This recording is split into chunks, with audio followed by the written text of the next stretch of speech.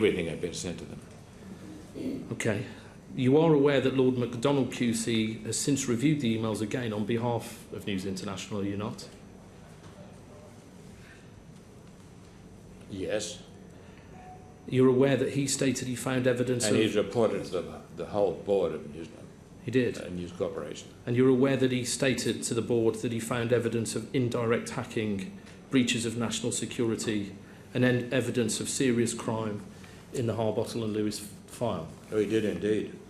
Mr. Watson, please, I can address these in some detail if you would allow me. I will come to you, Mr. Murdoch, but it's your father who is responsible for corporate governance. I'd like to ask what he knew, but I will come back to you. Who was aware of Harbottle and Lewis findings at News International?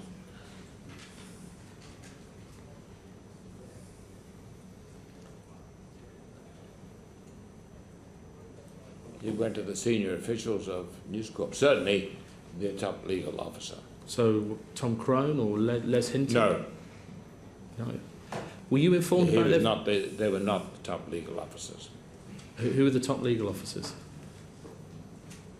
You can answer that. Mr. John Chapman was the top legal John officer Chapman. at News International, and Mr. Crone was the head of legal affairs at News Group Newspapers. And were you informed about the findings by your son, Mr. Murdoch, or by Rebecca Brooks?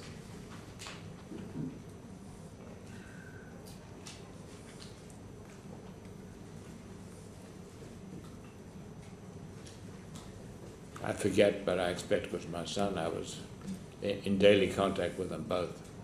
Okay. When were you informed about the payments made to Gordon Taylor and Max Clifford? Nope. You were not informed? Nope. At no point you knew that Taylor and Clifford were made payments I as a never result? heard of Okay. the first one.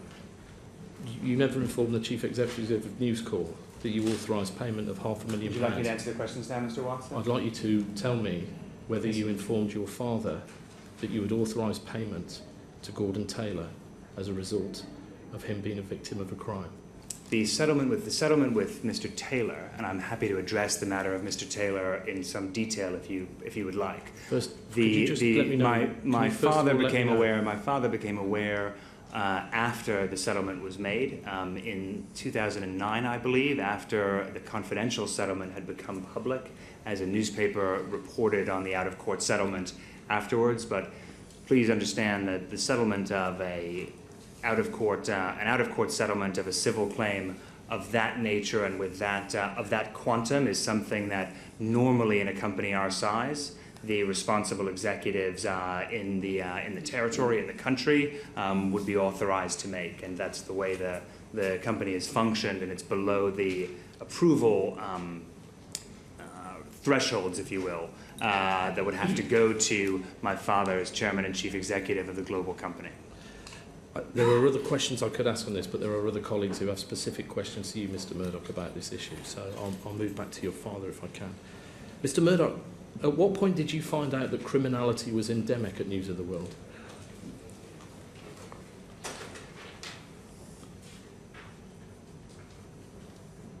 Endemic is a very wide-ranging word, and I also had to be extremely careful not to prejudice the course of justice which is taking place now. That has been disclosed.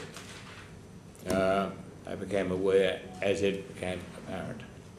The first two, and then I was absolutely shocked, appalled and ashamed when I heard about the Millie Dowler case only 2 weeks ago, 8 days before I saw them. It was graciously received by the Dowlers. Did you read our last report into the matter where we referred to the collective amnesia of your executives who gave evidence to our committee? I haven't heard that, but Nobody brought I it don't to know your who made attention. that particular charge, but it's... So a parliamentary inquiry found your senior executives in the UK guilty of collective amnesia and nobody brought it to your attention. I don't see why you think that's not very serious.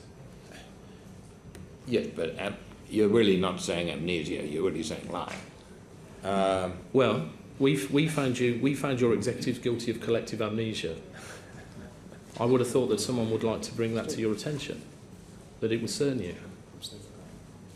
Did they forget? No, took that as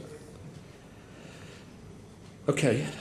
Whilst it has been obvious to most observers from the summer of 2009 when hacking was widespread, you knew for sure in January of this year that the one rogue reporter line was false. Is that right?